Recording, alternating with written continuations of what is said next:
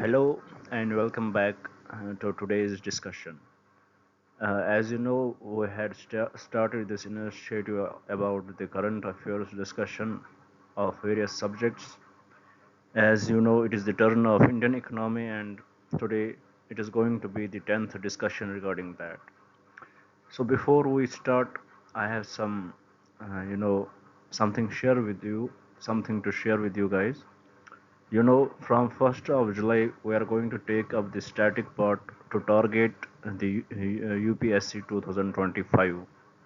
We will take the static part in which we would cover all the subjects which are needed. Then we would take every day the news analysis from Hindu newspaper and Indian Express. We would discuss that, we will analyze that, and we would take the gist of that which would be useful for your exams.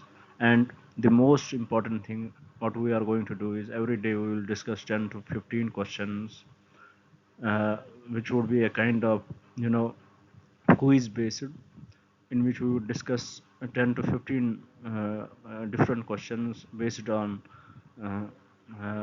on the current news analysis, based on the static portion, and based on the previous year's questions from 1993 onwards. So do stay with me. And one more thing, if you are the first time visitor of this channel, I know you are not going to watch my full video, because the reason is I'm not going to teach here. I'm just trying to share the information with you guys. This is not the time where I can explain you the concepts, because we are only few days away from our exams.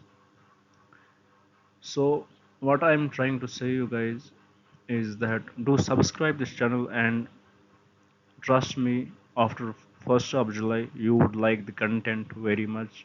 You know, what we, as a student, what we crave for is the more information where we can get everything. Here is the initiative where I would give you every day 10 to 15 questions, which we would discuss in detail. We would discuss the news analysis in detail, and we would discuss the static portion in detail. So, without wasting any time, let us see what is the information here. Let us discuss if it is needed. And being precise here, I'm not going to explain the concepts right now because we don't have time. So just take the information from the slides. I'm just a kind of um, I would try to narrate the information. So if you would stay, that would be most welcome from you. But please do subscribe to this channel and share it with your friends. you know this would be useful for somebody. Please stay with me. So about today's topic, it is about the state finances. Why it was in the news? Here we could see that the Reserve Bank of India, they published an annual report which is titled as State Finances, a study of budget of 2023-24. Under this report, the theme of the report is revenue dynamics and fiscal capacity of Indian states. So let us discuss what are the key informations we can take from this report of the RBI, and how that may be useful for us in our exams. About the key findings of the report, we could see that the prudent fiscal management. Here we can see that the state's consolidated gross fiscal deficit to gross domestic product ratio, which declined from 4.1% in 2020-21 to 2.8% in 2021-22, led by a moderation in revenue expenditure coupled with an increase in revenue collection. And we could also see that the increased capacity outlay is budgeted to increase by 42.6% in 2023-24 to 2.9% of the GDP. Capital outlay involves expenditure towards the creation of assets and has a multiplier effect on economic output. Also, we could see that states' total outstanding liabilities, the debt to GDP ratio of states declined from 31% at end of the March 2021 to 27.5% by end of March 2023, supported by fiscal consolidation. And also, the outstanding liabilities may remain higher than 30% of gross state domestic product for many states. The support received from the center in the form of 50-year interest-free capex loans has helped in reducing the state's interest burden.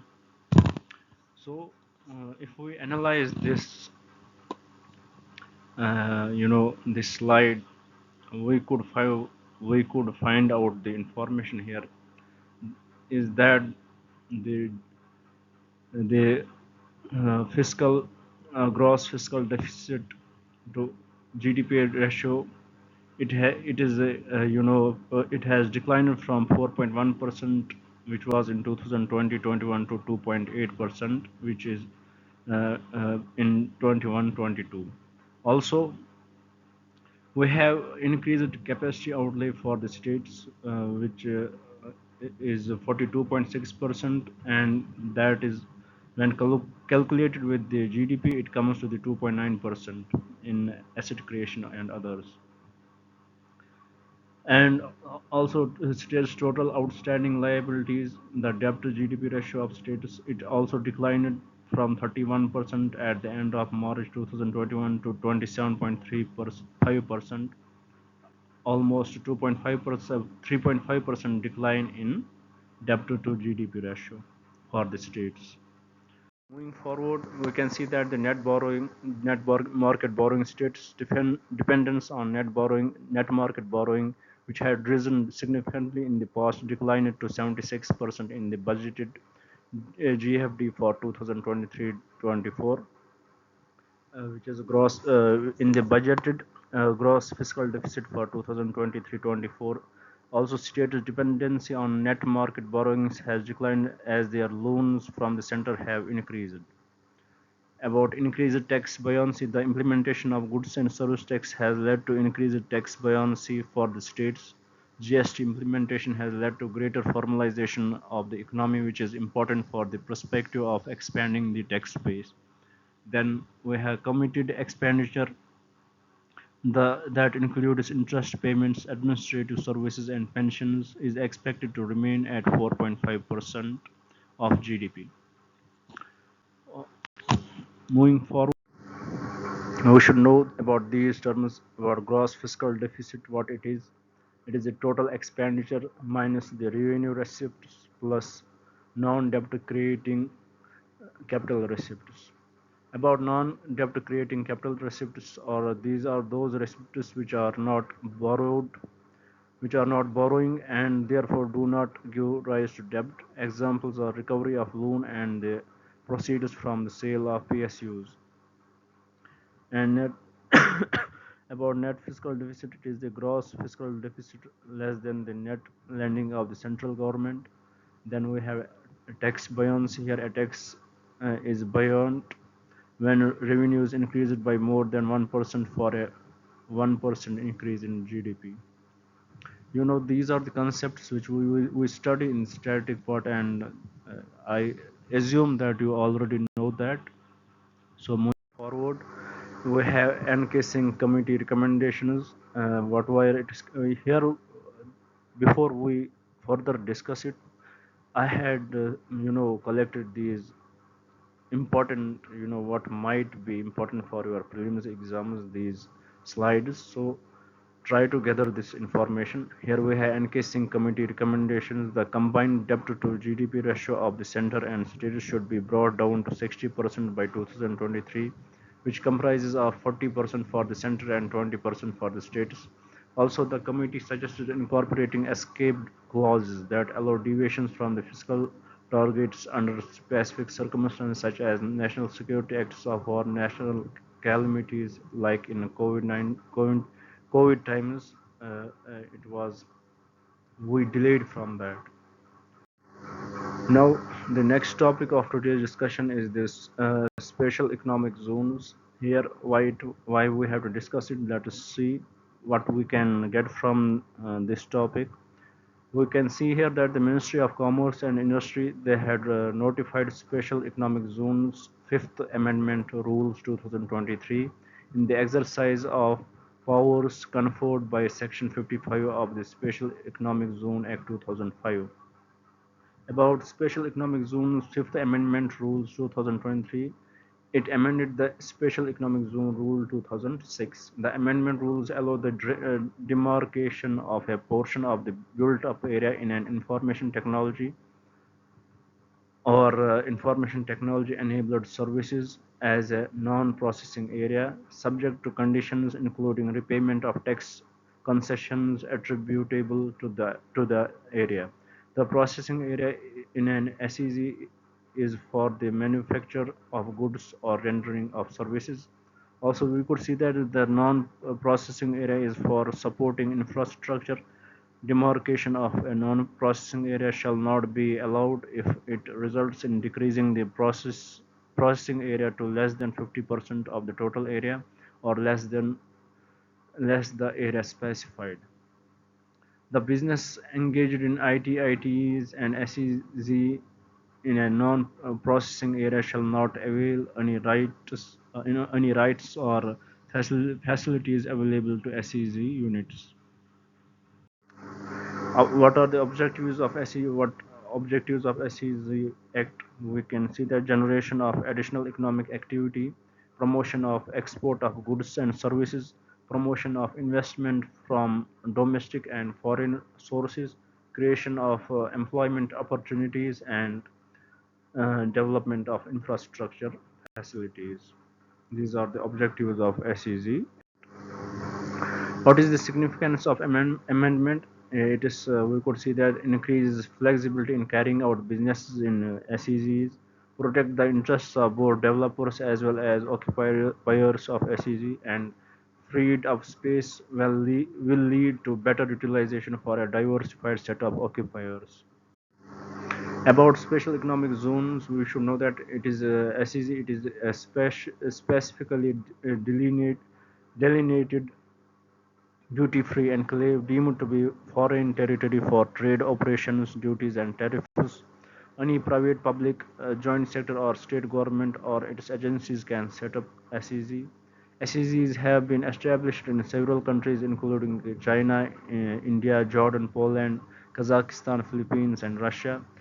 About SEZ Act 2005, it has been enacted followed by SEZ rules which came into effect in 2006. The Act and rules provided the basic framework for the establishment and management of SEZs in India. They seek simplification of procedures and for single window clearance on matters relating to central as well as state governments.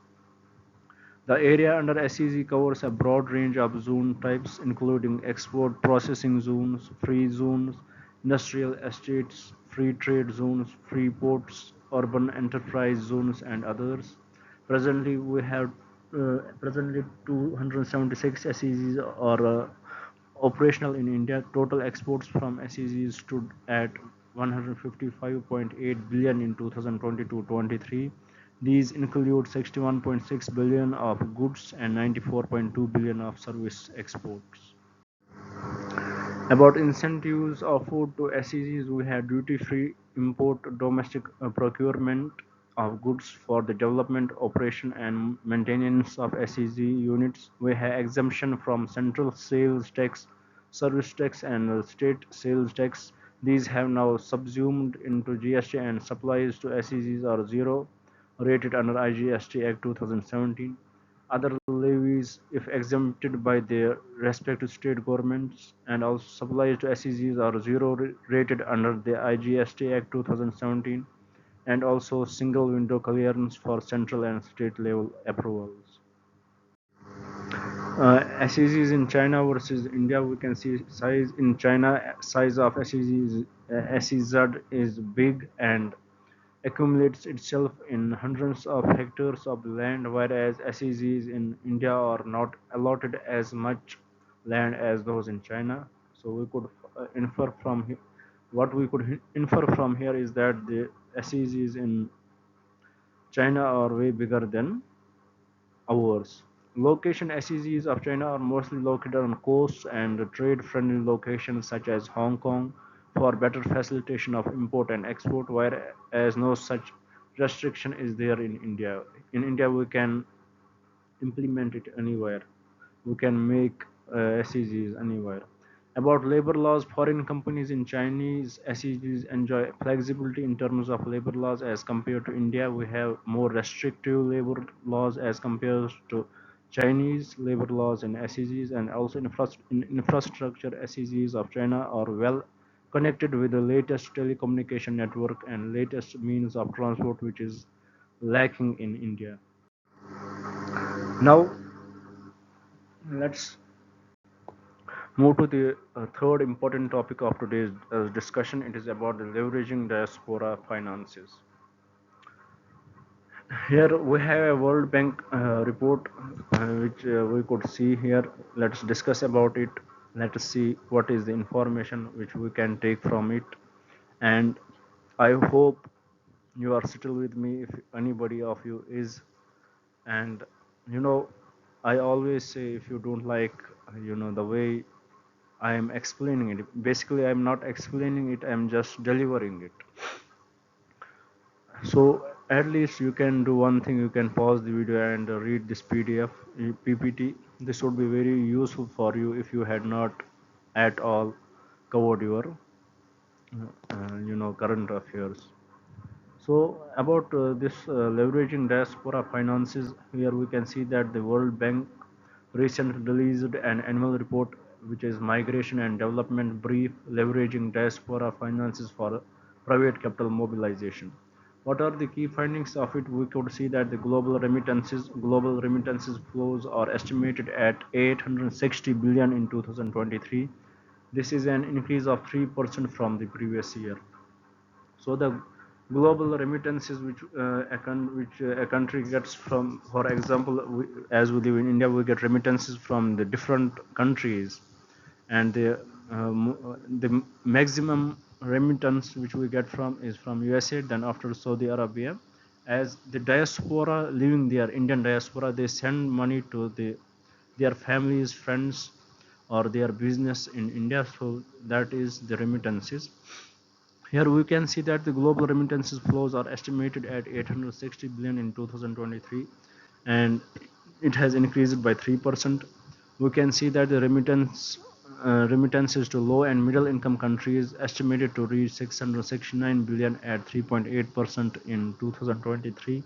Also, remittances continue to be the premier source of external finance for low and middle income countries during 2023 related to FDI and official development assistance. Also, remittances growth in South Asia is projected to be the highest among low and middle income countries in 2024, attributable entirely to remittance inflows to India, as India is highest in getting the remittances. Here we should know the largest sources of remittances are the United States and Saudi Arabia. Remittances recipient countries are India 125 billion, Mexico 67 billion, and China 50 billion. We could see the highest growth due to this is in Latin America and the Caribbean countries. About remittances flow in India, we have largest recipients. We are the largest recipients of the remittances in the world. We could see that the India received an estimated 125 billion in remittances in 2023, but the share of remittances in the economy was only 3.4%. About source countries, we get remittances from US, UK, Singapore, collectively amount for 36% of the total remittances, and UAE is the second largest source of remittance to India after the US, accounting for 18% of the total. Key driving factors for growth in remittances: we have historically tight labor market in the United States. High employment growth in Europe reflects extensive leveraging of worker retention programs and dampening of inflation in high-income countries. Now, the next topic of today's discussion is the road infrastructure in India. We could see that the Parliamentary Standing Committee on Transport, Tourism and Culture has submitted a report in the Parliament which raised concerns about the delays in road projects.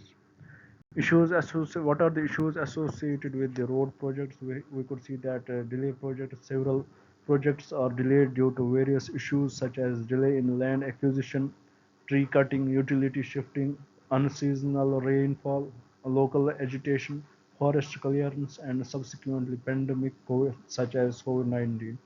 Also, the shortfall of the finances, it is one of the main reasons of the delay in our projects. We have insufficient budgetary allocation, led private contractors to use low quality materials to reduce costs, and also low budget for maintenance. The budgetary allocation made for the maintenance and repair of national highways remains less than even 4% of the annual budget.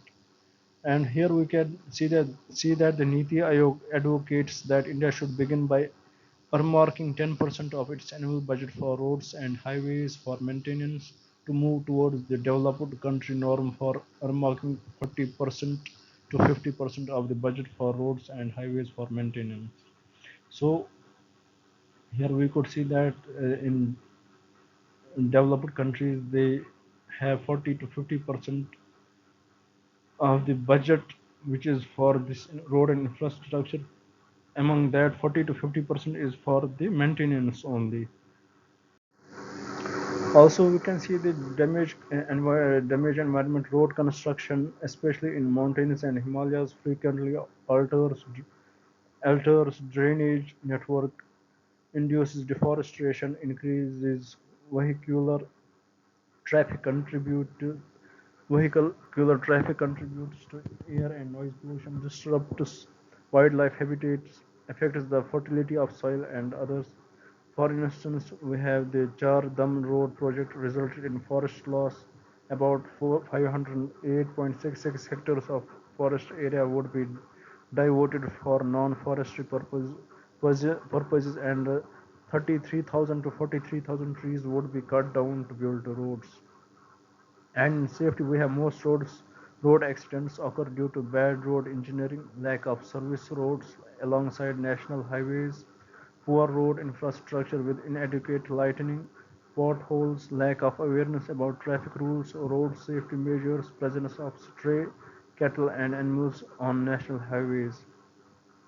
And we could see also that as per the road accidents in India 2022 report, there is an increase of 11.9% in accidents, 9.4% in fatalities, and 15.3% in injuries compared to 2021.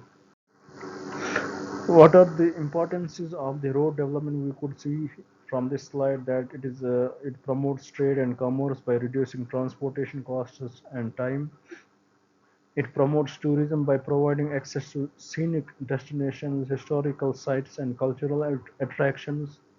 It promotes multiplier effect by stimulating growth in other sectors like construction, automobile, and logistics. It promotes rural development by enhancing access to essential services like healthcare, education, and markets. It promotes urban development as it reduces traffic congestion and improve mobility. It promotes it helps in contributing to road safety by reducing accidents and fatalities. And constructing roads is a sustainable solution leading to cleaner air and healthier environment. What are the environment concerns associated with the road projects? We have impacts on forests and habitats. We have habitat loss and fragmentation. We have spread of invasive species, effects on functionality of wildlife corridors. Then we have coastal and marine impacts, oil, minerals, and other toxic elements spillage. We have coral reef damage. We have threat to marine biodiversity. Impact on freshwater resource. We have barricading, sedimentation flow, we have flooding, submergence, we have effect on natural flows, we have effect to fish movement. In climate change mitigation and adoption, we have release of stored carbon from forests due to deforestation, affects ecosystems resilience by disrupting their functions. What are the initiatives taken to improve road infrastructure in India? We have Bharatmala Pariyojana. It was launched under the Ministry of Road Transport and Highways with focus on enhanced effectiveness of already built infrastructure, multimodal integration, bridging infrastructure gaps for a seamless movement and integrating national and economic corridors. We have special accelerated road development programs for Northeast region. It provides road connectivity to backward and remote areas of strategic importance and neighboring countries, and all district headquarters in neighboring Northeast region by minimum two-lane highways. We have green highways, plantation, transplantation, beautification and maintenance policy 2015. It aims to promote a greening of highway corridors with the participation of the community farmers, private sector NGOs and government institutions. Bhumi Rashi land acquisition portal to digitalize the land acquisition notification process, where 100% foreign direct investment is allowed under the automatic route in the road and highways sector. What are the different models to develop road projects? We have built, operate, transfer, toll model, or we can say bot. It is a private in it a private player road developer is granted a concession to finance, build and operate a project for specified period, which may be 20 or 25 years concession period. The developer recoups their investment by way of user charges or tolls charged from customers using the facility. Then we have BOT and BOT NUT model. A developer builds highways, operates it for specified duration, 15 to 25 years, and transfers it back to the government. Road developers are paid fixed amount as an annuity, and government bears the risk of toll revenue. Then we have a hybrid annuity model. In it, 40% of the project cost is paid by government as construction support to private developers, and remaining 60% is to be arranged by developer. Then we have engineering, procurement and construction model. The government pays entire cost to private parties to build roads, thereby insulating the contractor entirely from financial risk, and the government remains responsible for road maintenance or toll collection. Now, moving to the next topic, it is the Leaders Report 2023. The Ministry of Commerce and Industry unveiled the logistics is across different states report 2023. So, who publishes it? It is the Ministry of Commerce and Industry. It was launched by the Ministry of Commerce and Industry on the lines of the Logistics Performance Index of the World Bank in 2018. About logistics performance index, it relies entirely on perception-based surveys, while as leads incorporates both perception as well as objectivity.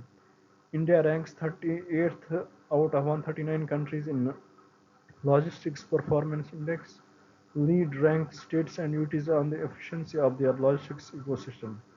About the pillars for measuring logistics performance, we have objective assessment, support provided by states, UTs for policy and process improvement of logistics ecosystem. We have enablers of logistics stock of physical infrastructure. We have reception perception assessment. Then we have logistics infrastructure, logistics service, operating and regulatory environment. About leads 2023 performance, we could see that here we have group categories. We have coastal, landlocked, northeast and union territories. Then achievers, best achievers are in coastal Andhra Pradesh, Gujarat, Karnataka, Tamil Nadu. In landlocked we have Haryana, Punjab, Telangana, Uttar Pradesh. In northeast we have Assam, Sikkim, Tripura, and in union territories we have Chandigarh and Delhi. Fast movers, here we can see that the Kerala, Maharashtra. In landlocked we could see Madhya Pradesh, Rajasthan, Uttarakhand. In northeast we could see Arunachal Pradesh and Nagaland, and in union territories we have Andaman and Nicobar and Lakshadweep and Pondicherry. For the aspirers we have Goa, Odisha and West Bengal. In coastal. In landlocked we have Bihar, Chhattisgarh, Himachal Pradesh and Jharkhand. In northeast we have Manipur, Meghalaya, Mizoram, and in union territories we have Daman and Dadra and Nagar Haveli, Jammu and Kashmir and Ladakh. What is the significance of leaders for the logistics sector? It empowers the states and UT governments by providing region-specific insights for informed decision making. aligned state objectives with the national priorities, and encouraged competition among states to improve the logistics sector. Now, the next topic of today's discussion is the self-help group bank linkage project. As per the Ministry of Rural Development, the bank loans about rupees 7.68 lakh crore have been accessed by SFGs as of November 2023 since financial year 2013-14 under a self-help group bank linkages project. About self-help group bank linkages project, it is a savings-led microfinance model. It was launched by NABARD in 1992. Under the program, banks were allowed to open saving accounts, accessing credit at subsidized rates of interest for self-help groups. These SFGs are registered or unregistered entities which usually has a membership of 15 to 20 members from very low income families, usually women. They mobilize savings for members and use the pooled funds to give loans to the needy members. Components of self-help group bank linkages, we have training and sensitization of bank branch managers, training and positioning of bank sakhis at rural bank branches. We have initiated community-based repayment mechanism at rural bank branches and created linkages of SHGs. What are the key factors that have played a role in success of the SLG BLR? We have annual issuance of a master circular by RBI and NABARD with provisions being modified as needed to meet the scheme's requirement. We have regular training of staff and community cadres under state rural livelihood missions to enhance their capacity. Due to financial education for self-help group members through trained financial literacy community resource persons at the village level. Then bank sakhis, currently 45,746 bank sakhis are positioned in the rural bank branches, facilitating smoother interactions between the banks and self-help groups. And also web portal, it was created to overcome information asymmetry in self-help group bank linkages, incorporating data directly from bank's core banking solution database. Significance of self-help group bank linkages project, we have financial inclusion covering 100 million households, women empowerment 84% are exclusively women groups, capacity building training in financial literacy, poverty elevation income from secondary activities, increase in income and savings by 19% and 28%, also decline in share of informal loans by 20%. Phases of self-help group BL project. Here in phase 1 from 1990 to 2005, NABARD acted as the catalyst for the self-help group bank linkage program, RBI circular allowing banks to lend to self-help groups. However, lending was primarily subsidy driven. In phase 2, which was from 2006 to 12, it took a strategic shift away from targeting individuals to group-oriented lending approach. For example, integrated rural development program to Savarna Jayanti Gram Swarozgar Yojana. Also, quantum jump in direct lending, self-help groups centric model firmly established in southern states. Also, however, growth was adversely affected due to the high rates of NPA under SGSY and the Andhra Pradesh ordinance. And then we have phase 3, which started from 2012, which is continuous, which is continuing till date. Launch of NRLM, which is dedicated architecture with professional manpower support established from the block level up to the national level. Then we have removal of capacity subsidy and introduction of interest subsidy. Also, substantial growth in disbursement of credit. Poorer states such as Bihar, Chhattisgarh, Madhya Pradesh, etc. have shown impressive growth. About National Bank for Agriculture and Rural Development, it is the apex development bank for fostering rural prosperity. It was formed as it is formed as a statutory body as established in 1982 under National Bank for Agriculture and Rural Development Act 1981. Its purpose is to promote sustainable and equitable agriculture and rural development. Its composition, it is governed by board of director, the chairman, three directors, experts in rural development, three directors from RBI, three directors from central government, four directors from state government. Functioning and responsibilities about financial short and long-term finance to financial institutions, then in developmental, assist in policy formulation of RBI central and state government on matters related to agriculture, credit and state rural development, then supervisory to conduct inspection of cooperatives and regional rural banks. Now the next topic of today's discussion is Pradhan Mantri Awas Yojana Urban. As you know that we already discussed it in our earlier classes also. So let's take the information what we have to know from this article. We can see that as per the Standing Committee on Housing and Urban Affairs, the Union government should not consider the housing units built under a PMA urban as complete when basic amenities are not provided. It is not about what they are trying to say is that the only developing the four walls does not complete the development of the house, completion of the house.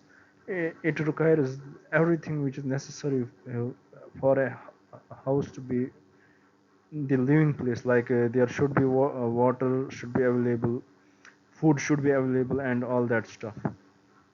About Pradhan Mantri Awas Yojana Urban, we should know that here are a few quick facts about it. It is both centrally sponsored and central sector scheme. Its purpose is to provide Pakka houses to all. Beneficiaries are economically weaker section, low income groups and middle income groups. Its tenure was from 2015 to 24.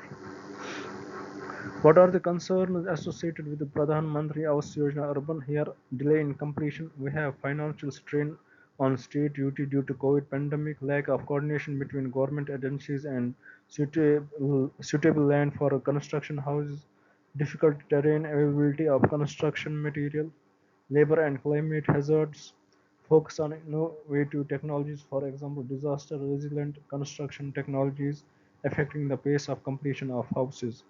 Then lack of basic amenities in completed houses. For example, emphasis on output is limited to mere completion of the physical structure of house without provision for basic amenities like sewerage, water supply, electricity, transport, education of children, and others, which render such houses uninhabitable. Around 5.62 lakh houses could not be delivered to beneficiaries due to lack of basic amenities as of December 2022, and also low sanctioning of houses under the Institute Slummery Development Vertical. It is due to non-availability of encumbrance-free land, unwillingness of slum developers, delay in getting statutory clearances, issues about clearing slums for redevelopment, and others. Under the ISR, vertical slum developers are rehabilitated against the demand received of 14.35 lakh. Only 4.33 lakh houses were sanctioned so far. Other initiatives taken for affordable housing, we have affordable housing fund created in national housing banks to boost demand and supply of low cost house homes. Then we have Real Estate Regulation and Development Act 2016. It aims to protect the interests of home buyers while ensuring that the sale purchase of real estate project is carried in an efficient and transparent manner. Then we have Model Tenancy Act 2021.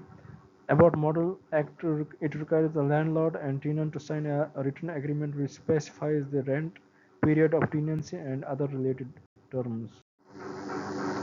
Now, inland fisheries. As we could see that India has recently overtaken China to become the largest contributor of inland capture water fisheries, thereby emerging as one of the top three fish producing countries in the world.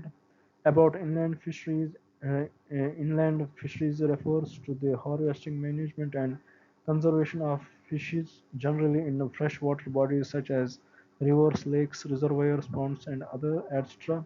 It is mainly done by two methods, which is capture fisheries method of obtaining fish directly from the lakes, rivers, ponds with the help of fish gears or nets, and then we have culture fisheries method. It is the method of obtaining fish by rearing and harvesting them in controlled environment with the tools of breeding or feed management.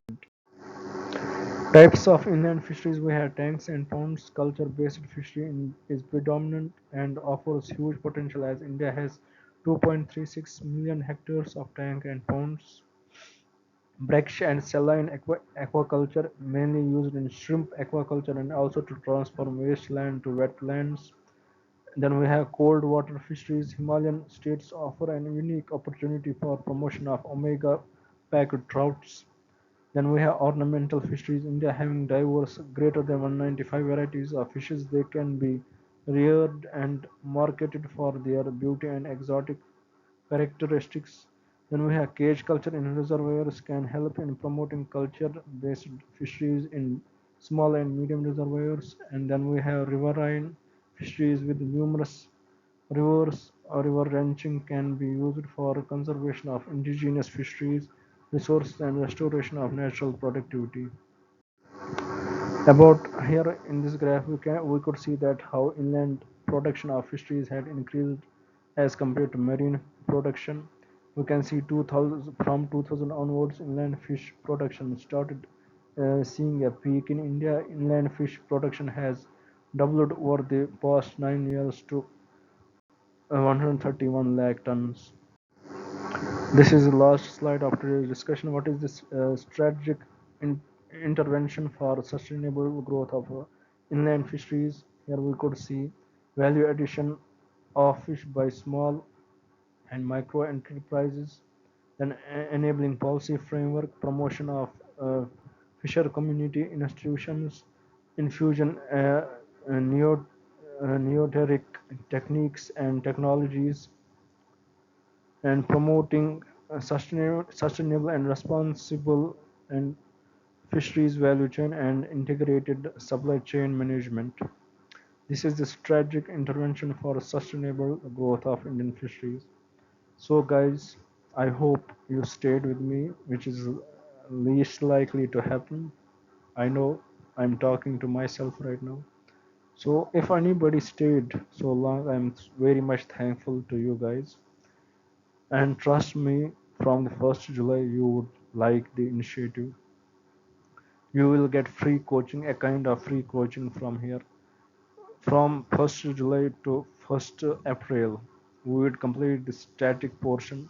We would take up the polity, we would take up the Indian economy, history, all three portions, Indian culture. We will take up mm, economy, geography, and environment science. We take science and technology. At least these subjects we would complete before 1st April, and also for we would discuss at least 5 to 7,000 questions in our quiz session in these 6 months, at least, if not 5,000, at least 3 to 4,000 questions, which would be based on the current affairs. And uh, third, we would discuss daily news analysis. You know, if you would follow this channel and trust the quality which we would give you, trust me, when you will sit in your exam for the 25 prelims, you would see the paper as if you had read everything. Then how you would do that, it is about how you had retained it, how you can execute it. But while reading the questions, you would come to know that we had read everything in it. Just maybe you would had forget, or you would had not studied. So this is my promise to you guys. I would cover everything in it. Once again, thank you very much for staying with me. Do subscribe this channel. This would be very useful for you guys. Thank you.